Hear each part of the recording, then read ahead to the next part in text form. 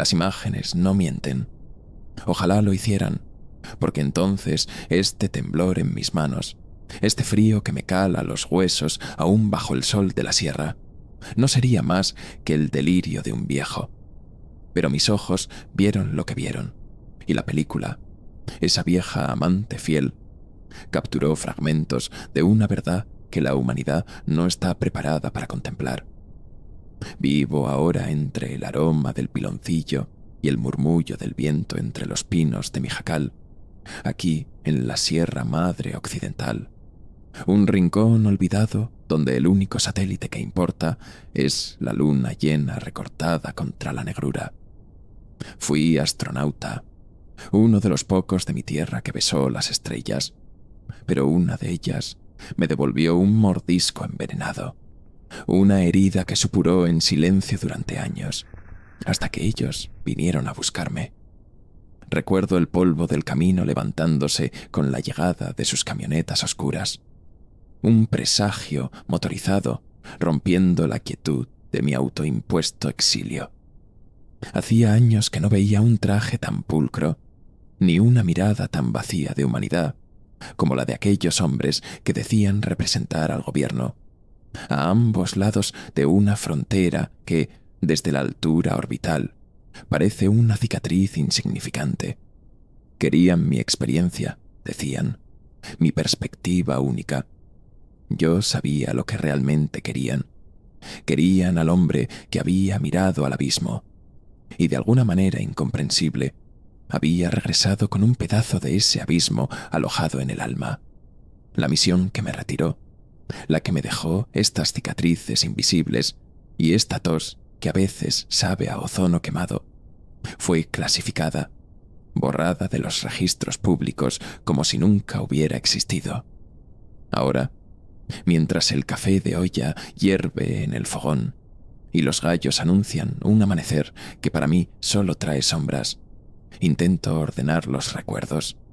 Me pidieron que volviera, que les ayudara a entender lo incomprensible.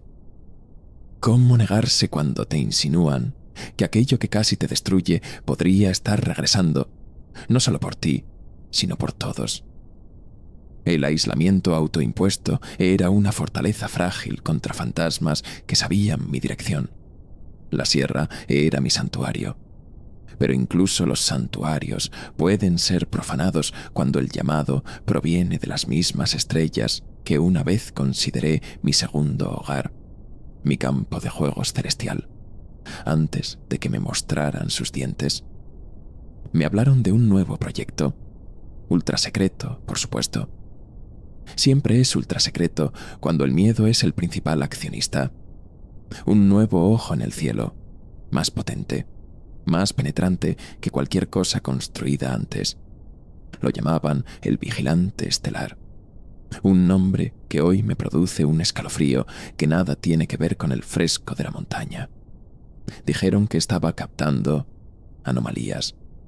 Una palabra tan clínica, tan aséptica, para describir el preludio del horror. Necesitaban a alguien que hubiera experimentado lo anómalo de primera mano, que no se quebrara ante lo inexplicable, o que al menos supiera cómo recoger los pedazos después. Aquella última misión mía, vi cosas que no tenían nombre, que desafiaban la lógica y la física que me habían enseñado. Fallos en los sistemas que no eran fallos, presencias en el rabillo del ojo que se desvanecían al encararlas, un frío antinatural que ninguna calefacción podía combatir, no en la cápsula, sino dentro de mi propia piel. Informé lo que pude, pero mis palabras sonaban a locura incluso para mis propios oídos. Me pusieron en tierra, me medicaron, me observaron. Luego, el silencio y el retiro honorable. Ahora el pasado regresaba con el sigilo de una sombra que se alarga al atardecer. Ellos, los hombres de traje, no entendían que mi reclusión no era cobardía, sino una tregua con mi propia mente, que luchaba por procesar lo que los instrumentos no podían medir ni los manuales explicar. Sabían de mi casi muerte. de los días perdido en un limbo de transmisiones rotas y lecturas imposibles. Lo que no sabían, o pretendían no saber, es que no regresé solo de aquel viaje. Algo se prendió a mí, un susurro silencioso que a veces creía escuchar en el crepitar del fuego o en el ulular del tecolote. Y ahora, ese susurro amenazaba con convertirse en un grito que desgarraría el velo de la realidad. Empaqué poco. Un cambio de ropa, mis viejas botas, el pequeño medallón de San Benito que mi abuela me dio antes de mi primer vuelo, ese que siempre colgaba de mi cuello hasta que ya no pude llevarlo. Lo guardé en el bolsillo de la camisa, sintiendo su peso frío contra mi pecho. Era un ancla a un mundo que, intuía, estaba a punto de volverse irreconocible. Mientras la camioneta descendía por los caminos sinuosos, dejando atrás mi refugio, una pregunta se formó en mi mente, tan clara y fría como el aire de la cumbre. ¿Qué habían visto realmente allá arriba? ¿Qué era tan terrible como para sacar a un fantasma de su tumba? La respuesta, temía, no me gustaría en absoluto. Y la verdad es que, a pesar de todo, una parte de mí, la parte que nunca dejó de ser astronauta, la que anhelaba la danza silenciosa entre las estrellas, sentía una curiosidad malsana, un impulso por volver a mirar a través de ese ojo avanzado, aunque supiera que podría costarme el último fragmento de cordura que me quedaba. El viaje hacia lo desconocido había comenzado de nuevo, pero esta vez el mapa parecía dibujado por manos que no eran humanas, y el destino prometía ser mucho más oscuro que el espacio más profundo. Aún hoy, el olor a tierra mojada de la sierra me transporta a esos instantes previos, a la calma tensa antes de la tormenta. ¿Cómo explicarle al mundo que las pesadillas infantiles sobre monstruos en la oscuridad tienen un correlato cósmico, una verdad tan vasta y aterradora que empequeñece cualquier temor terrenal? ¿Cómo decirles que el vacío no está vacío y que a veces, cuando miras demasiado tiempo, algo te devuelve la mirada? Esa es la carga que llevo, el secreto que me consume. Y todo comenzó, de nuevo, con una invitación que no podía rechazar. La instalación era una bestia de concreto y acero agazapada en algún desierto anónimo de Nevada, o quizás Nuevo México. Los detalles geográficos eran deliberadamente vagos, como si la propia ubicación fuera un secreto dentro de otro. Contrastaba brutalmente con la orgánica imperfección de mi sierra. Aquí todo era ángulos rectos, luces frías y el zumbido constante de una maquinaria invisible que parecía respirar por las paredes. Me asignaron un pequeño cuarto funcional, desprovisto de cualquier calidez, y luego me escoltaron a través de laberínticos pasillos hasta una sala de conferencias dominada por una pantalla holográfica que flotaba en el centro como un fantasma tecnológico. Allí me esperaba el comandante Caius. Caius era un hombre tallado en la misma piedra fría que la instalación. Su rostro, una máscara de profesionalismo impasible, apenas traicionaba la tensión que vibraba bajo su piel. Me ofreció un café que sabía a plástico quemado y fue directo al grano, sin preámbulos innecesarios. Matías. Su voz era grave, resonante. Agradecemos su disposición. Lo que estamos viendo con el vigilante estelar es sin precedentes. Hizo un gesto y la pantalla holográfica cobró vida, mostrando no estrellas ni galaxias reconocibles, sino un tapiz de datos crudos, picos erráticos en gráficos espectrales y lecturas de energía que parecían desafiar cualquier modelo conocido. No había imágenes claras al principio, solo la inquietante sensación de algo profundamente anómalo. Estas son las firmas energéticas, continuó Caius, señalando una serie de fluctuaciones violentas en un espectro que debería haber sido estable. Hemos detectado estos patrones en un sector del espacio profundo que se consideraba vacío. Lo preocupante, Matías, es la similitud de estas lecturas con ciertos datos recuperados de su última misión. Sentí un sudor frío recorrer mi espalda. Aquellos picos, aquellas caídas abruptas en la gráfica, eran ecos distorsionados de los datos que mis propios instrumentos habían registrado antes de que todo se volviera negro, antes de que la consciencia me abandonara en aquella cápsula a la deriva. El aire en la sala pareció enrarecerse, volverse más denso. Entonces, Caius proyectó la primera imagen filtrada, procesada para resaltar contornos en la negrura casi absoluta. No era una nave, ni un planeta. Era algo, una mancha informe, una distorsión en el tejido del espacio, como una gota de tinta negra extendiéndose en agua prístina, pero a una escala inimaginable. Alrededor de esta mancha, el espacio mismo parecía curvarse de forma incorrecta. Las estrellas distantes se veían ligeramente desviadas, como si la luz luchara por escapar de su influencia. Un zumbido bajo, casi inaudible, pareció emanar de la propia imagen. O quizás era solo la resonancia de mis propios nervios crispados. Recordé fragmentos de mis pesadillas recurrentes, vacíos que respiraban, geometrías imposibles que herían la vista, la sensación de una presencia inmensa observándome desde más allá del velo de la realidad. Lo que veía en esa pantalla era la semilla de esas pesadillas hecha tangible, o al menos visible a través de los ojos de una máquina. Caius me observaba, su mirada indescifrable. ¿Le resulta familiar, Matías? Su pregunta era retórica. Ambos sabíamos la respuesta. El terror no era solo el reconocimiento, sino la confirmación de que no había sido una alucinación. No del todo. Aquello era real y estaba ahí fuera. Me aclaré la garganta. La voz me salió rasposa, como si hubiera tragado polvo de estrellas muertas.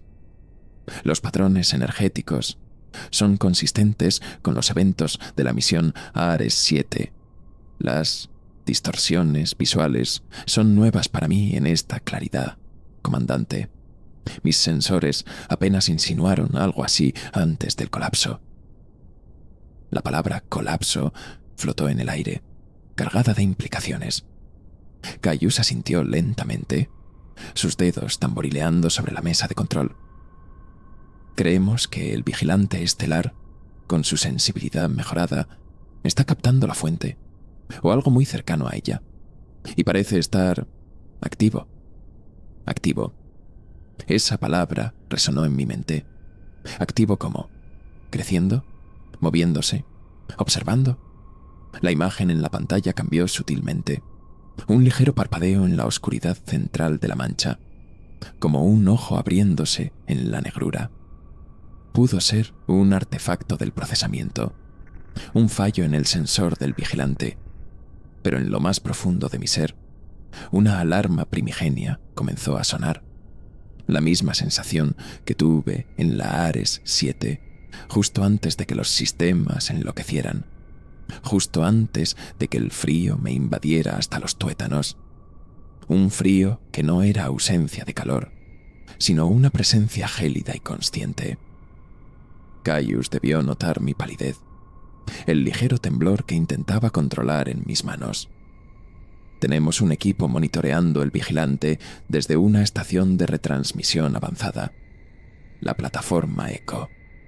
Están más cerca de la fuente de estas lecturas. Su tarea, Matías, será ayudarnos a interpretar estos datos, a prever cualquier cosa. Necesitamos su instinto, su experiencia con lo desconocido. La manera en que arrastró la última palabra me dijo que incluso él, con toda su compostura militar, estaba al borde de algo que lo superaba.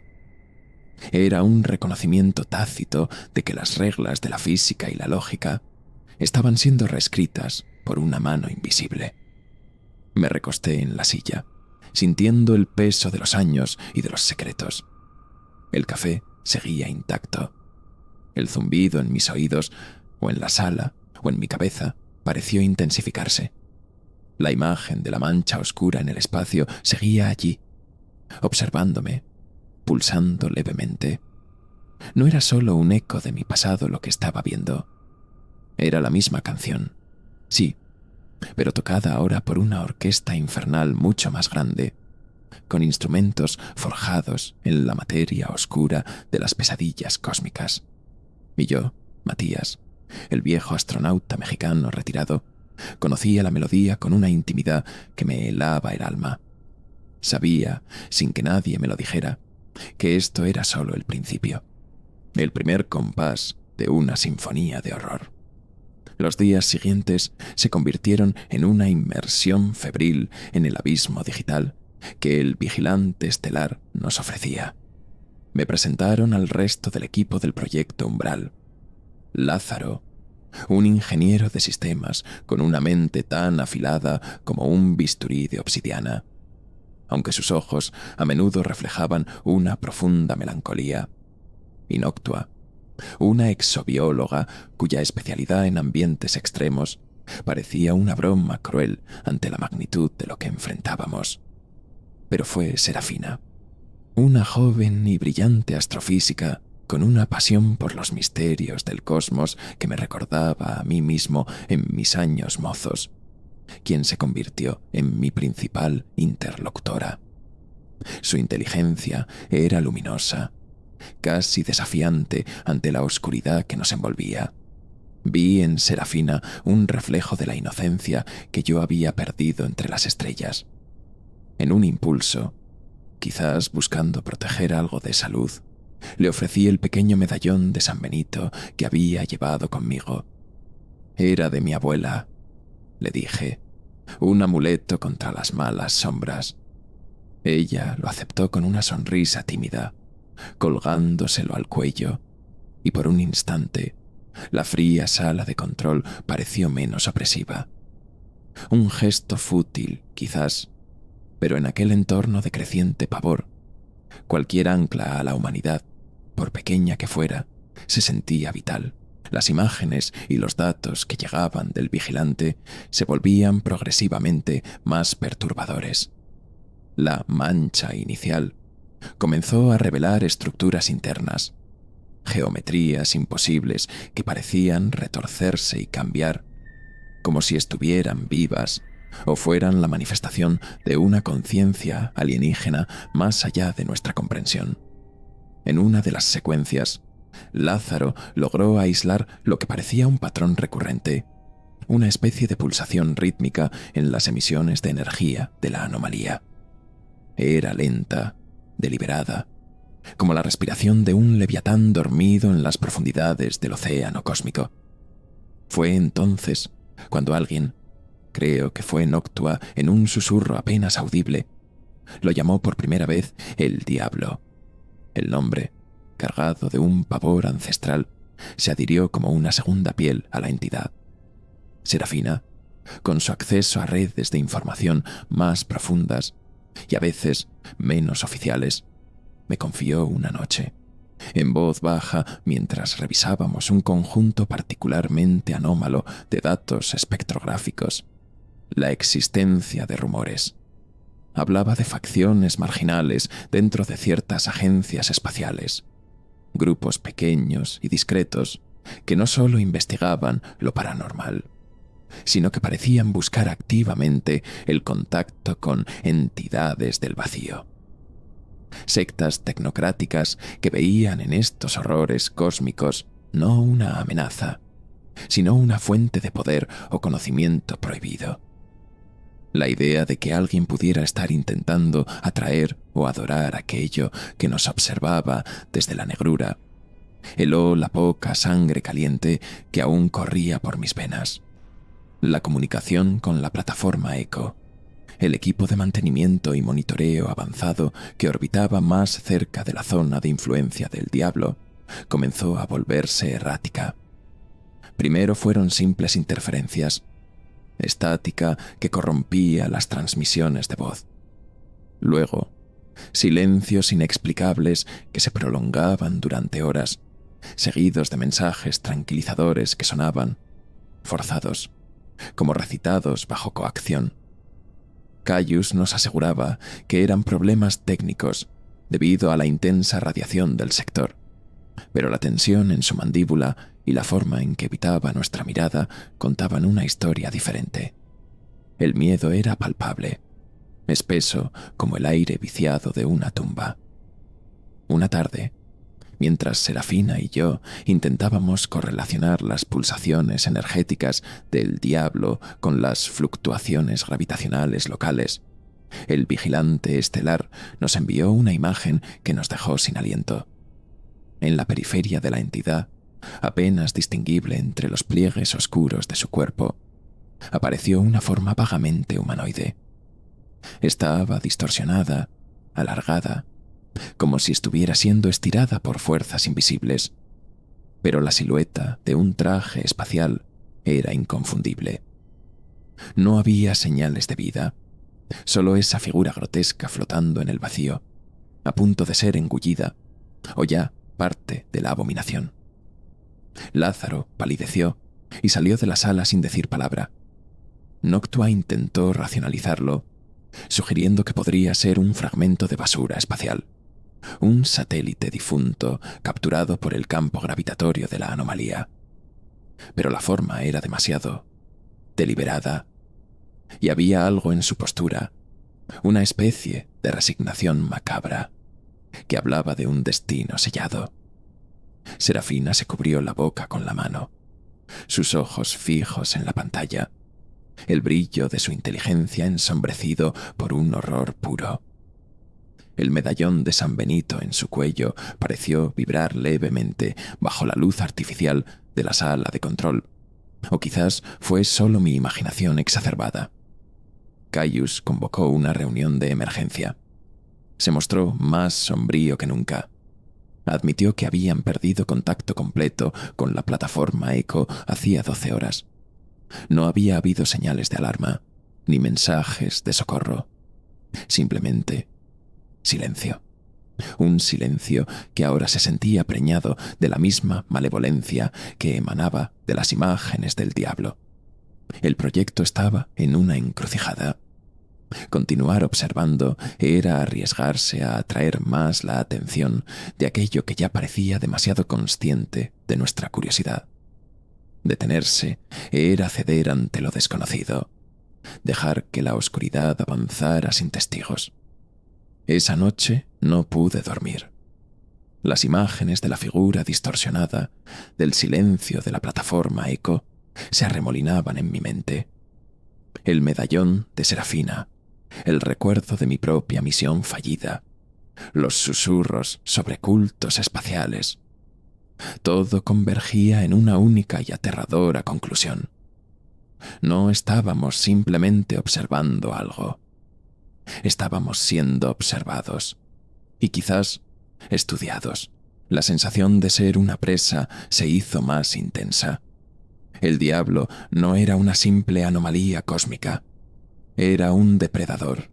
Y nosotros, con nuestros telescopios y nuestras sondas, no éramos más que insectos curiosos acercándonos demasiado a su telaraña. El universo, me di cuenta con una certeza helada, tenía dientes, y estábamos a punto de sentir su mordedura. El golpe llegó sin previo aviso, una puñalada visual directa al corazón de nuestra ya maltrecha cordura. Estábamos en la sala de control principal, una madrugada especialmente tensa, cuando el vigilante estelar comenzó a transmitir una secuencia de imágenes en ráfaga, como si estuviera sufriendo espasmos tecnológicos. La pantalla holográfica parpadeó violentamente y luego se estabilizó, mostrando una escena que congeló la sangre en nuestras venas. Era la plataforma Echo, o lo que quedaba de ella. La estructura metálica estaba retorcida, desgarrada como si una garra titánica la hubiera arañado, y de sus entrañas destrozadas flotaban cuerpos, los trajes espaciales desgarrados, sus ocupantes expuestos al vacío implacable. Pero no era la muerte lo más horrendo. Era la forma en que estaban siendo absorbidos. Zarcillos de oscuridad, extensiones de la propia entidad del diablo, se extendían desde la negrura central y envolvían lentamente los restos de la plataforma y sus desafortunados tripulantes. No era una destrucción rápida, sino una asimilación lenta y metódica, como si la entidad estuviera saboreando su presa, incorporándola a su propia esencia inconcebible. Pudimos ver, con una claridad nauseabunda, cómo los cuerpos se descomponían y se fusionaban con la materia oscura de la entidad, sus formas humanas perdiéndose en una vorágine de pesadilla. El silencio en la sala de control era tan absoluto que podía oír el latido de mi propio corazón, un tambor fúnebre contra la inmensidad del horror. Pero el verdadero golpe, el que me hizo sentir que el suelo desaparecía bajo mis pies, llegó segundos después, en un close-up aberrante, captado por algún sensor aún funcional del vigilante antes de que la conexión se perdiera por completo. Vimos un detalle entre los escombros y la energía oscura que rodeaba a la entidad, flotando, girando lentamente, con un brillo metálico enfermizo que contrastaba con la oscuridad devoradora. Estaba el medallón de San Benito, mi medallón, el que le había dado a Serafina. Estaba allí, en el epicentro de la desolación, como un ojo de plata observándonos desde el infierno cósmico. Serafina soltó un grito ahogado, un sonido que fue rápidamente sofocado por la magnitud de lo que veíamos. Se llevó las manos al cuello, buscando instintivamente el medallón que ya no estaba allí. ¿Cómo? ¿Cómo había llegado mi amuleto a ese pandemonium espacial, a millones de kilómetros de distancia, junto a los restos de la plataforma Echo? La implicación era tan monstruosa que mi mente se resistía a procesarla. ¿Había sido arrancado de ella de alguna manera inimaginable? ¿O estábamos viendo una especie de eco, una copia grotesca creada por la propia entidad? La línea entre la realidad y la pesadilla se había desdibujado por completo. Fue entonces cuando Serafina comenzó a temblar. Primero fue un ligero estremecimiento, luego convulsiones que sacudieron todo su cuerpo. Su piel adquirió una palidez cerúlea y sus ojos, antes brillantes de inteligencia, se vidriaron, enfocándose en algo que nosotros no podíamos ver. Murmuraba palabras incoherentes, fragmentos de ecuaciones mezclados con nombres y súplicas. Lázaro y Noctua corrieron a su lado, intentando sujetarla, pero una fuerza antinatural parecía recorrerla. Una fiebre gélida emanaba de ella, un frío que recordé con pavor de mi propia experiencia en la Ares Septe. El diablo no solo destruía, también corrompía, infectaba. Caius gritó órdenes pidiendo asistencia médica, seguridad, pero sus palabras sonaban huecas ante la escena que se desarrollaba. La conexión con el vigilante estelar se cortó definitivamente. La pantalla holográfica se apagó, sumiéndonos en una penumbra apenas rota por las luces de emergencia. Pero la imagen del medallón flotando en el vacío, la visión de Serafina convulsionando, quedaron grabadas a fuego en mi retina. El horror ya no estaba ahí fuera, confinado a las imágenes de un telescopio. Estaba aquí, entre nosotros, manifestándose a través de la joven científica que había intentado proteger, mientras los médicos se llevaban a Serafina, que seguía murmurando sobre ojos en la oscuridad y la geometría del miedo. Una certeza terrible se apoderó de mí. El medallón no era solo un objeto físico. De alguna manera, la entidad lo había usado, o lo había replicado, como un punto de anclaje, una burla. Quizás mi gesto de protección se había convertido, irónicamente, en un conducto para la influencia del diablo. La culpa me golpeó con la fuerza de un ariete, dejándome sin aliento. Había intentado ofrecer un escudo, y en su lugar podría haberla marcado para el matadero. Las siguientes horas fueron un caos controlado. La instalación fue puesta en alerta máxima.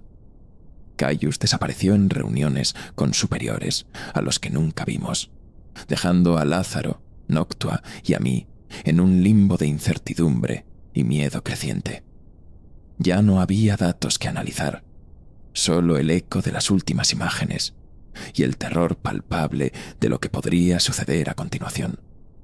La entidad, el diablo, no solo era consciente de nosotros, sino que parecía estar interactuando, jugando con nosotros de una manera sádica y deliberada. El medallón era la prueba. Era un mensaje, una declaración de intenciones. Me retiré a mi austero cuarto, pero el sueño era imposible. Cada vez que cerraba los ojos veía el medallón girando en la oscuridad, los zarcillos de la entidad envolviendo los cuerpos, y luego veía a Serafina, su rostro contorsionado por un terror que no era de este mundo. La enfermedad que la consumía, ese frío interno, era la firma de la entidad. La misma firma que yo había llevado en mi cuerpo durante años, un recordatorio constante de mi encuentro en el abismo. Ahora entendía que mi supervivencia no había sido una casualidad, ni una muestra de fortaleza. Había sido otra cosa, quizás una semilla latente, esperando el momento de germinar de nuevo. Y Serafina, temía, era la primera cosecha de esta nueva temporada de horror. La noche se desgarró con el ulular penetrante de las sirenas de alerta general. Luces rojas estroboscópicas bañaban los pasillos en un pulso infernal, transformando la ya austera instalación en un corredor hacia la locura. Un anuncio metálico y repetitivo por los altavoces informaba de una brecha de contención de nivel omega, un término que no auguraba nada bueno. Corrí hacia la sala de control principal, encontrándome con Lázaro y Noctua, ambos con el rostro desencajado por el pánico. Caius estaba allí, más pálido que nunca, ladrando órdenes a un equipo de seguridad armado hasta los dientes. La atmósfera era irrespirable, cargada de una electricidad estática que erizaba el vello. «¿Qué sucede, comandante?», pregunté, mi voz apenas un hilo. Caius me lanzó una mirada fugaz, sus ojos reflejando un abismo de desesperación. «Está aquí», siseó. «O su influencia. Los sistemas principales están fallando. Las comunicaciones exteriores están muertas. Y Serafina ha desaparecido de la enfermería». Un escalofrío recorrió mi espina dorsal. Desaparecido. No desaparecida. Llevada. El vigilante estelar, contra toda lógica, había vuelto a transmitir fragmentos de imágenes antes de colapsar por completo. Lo que mostraban era demencial. No solo la silueta del diablo llenando el campo visual, sino también ecos fantasmales, proyecciones distorsionadas y demoníacas de los tripulantes de la plataforma Eco, sus rostros contorsionados en rictus de agonía eterna, orbitando alrededor de la entidad como almas en pena. Y entre ellos, horriblemente clara por un instante, la figura de Serafina. No su cuerpo físico, sino una especie de doble etéreo, translúcido y brillante con una luz malsana. Estaba siendo deshecha y rehecha ante nuestros ojos, sus rasgos humanos fundiéndose con la geometría blasfema de la entidad, sus ojos convertidos en pozos de oscuridad vacía que, sin embargo, parecían mirarnos directamente. El diablo no solo consumía, corrompía, transformaba, rehacía a sus víctimas a su imagen y semejanza, alimentándose de sus mentes, de sus miedos, de sus esperanzas. Era una factoría de pesadillas cósmicas. Comprendí entonces la verdad de mi propia supervivencia años atrás. No fui fuerte, ni afortunado. Fui marcado, infectado de una manera sutil. Una semilla que la entidad había dejado en mí. Quizás como un faro, quizás como un futuro recipiente. Y ahora, con Serafina, la floración había comenzado. Ella era el nexo, el puente a través del cual la influencia del diablo se filtraba en nuestra realidad.